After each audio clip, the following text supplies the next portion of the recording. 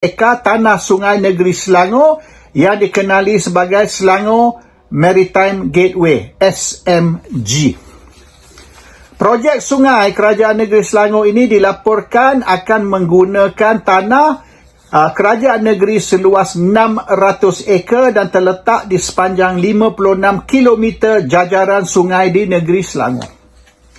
Projek ini pada asalnya ditugaskan untuk dilaksanakan sepenuhnya oleh anak syarikat milik 100% MBI, Menteri Besar Perbadanan, iaitu Landasan Lumayan Sendirian Berhad (LLSB). LLSB telah diberi pinjaman oleh Kerajaan Negeri sejumlah 45 juta untuk memulakan projek ini dengan peruntukan diberikan untuk membersihkan sungai.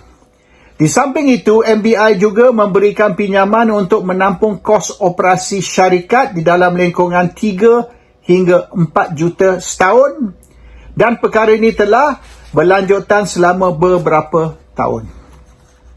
Berdasarkan penyata kewangan yang diberikan kepada SSM dan dapatkan audit dalaman MBI, terdapat beberapa isu. 11 isu kritikal yang boleh mengakibatkan potensi kerugian 3.2 bilion kepada projek ini.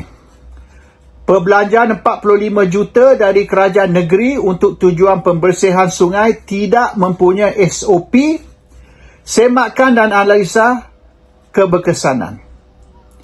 Hutang terkini LLSB termasuk faedah sekarang sudah mencecah 54 juta ringgit. LLSB telah mengalami kerugian terkumpul sejumlah lebih kurang 40 juta ketidakmampuan bayaran balik pinjaman kepada kerajaan negeri. Semua tanah-tanah yang terlibat dalam projek ini telah kenakan bayaran premium, menyebabkan kerajaan negeri hilang pendapatan sebanyak 171 juta kerana diberi pengecualian. Di samping itu, tiada kajian teknikal tanah dan risiko projek yang komprehensif dari pihak berwajib seperti Lembaga Urus Air Selangor Luas dan agensi-agensi kerajaan negeri lain, di mana ia sekiranya ia tidak dilakukan secara teratur, ia akan memberikan kesan kepada alam sekitar dan sistem ekologi sungai di negeri Selangor. Dari sudut perbelanjaan, syarikat LLSB pula terdapat beberapa keputusan kewangan yang dirasakan adalah tidak wajar berlaku pada ketika syarikat sedang berhutang sejumlah 54 juta, hutang termasuk faedah, dan mempunyai kerugian terkumpul 40 juta.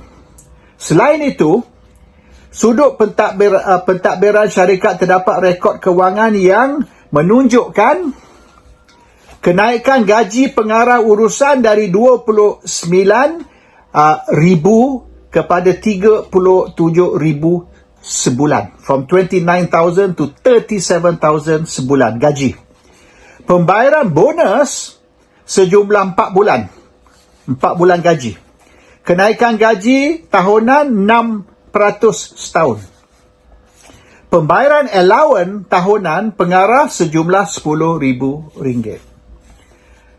Akibat daripada perbelanjaan, hutang yang terbeban dan kerugian yang semakin bertambah, pihak audit melaporkan juga telah mengeluarkan kenyataan tentang keupayaan syarikat untuk terus beroperasi secara tertulis di dalam laporan audit, di mana ia menyatakan material uncertainty exists that may cast doubt on the company's ability to continue as a going concern. Bermaknanya mereka rasa syarikat ni tidak berupaya untuk teruskan perniagaan. Berdasarkan laporan theedgemarket.com bertarikh 30 November 2021, LLSB yang bakal mempunyai aset tanah sungai seluas 600 acre sepanjang 56 kilometer akan menjual 55%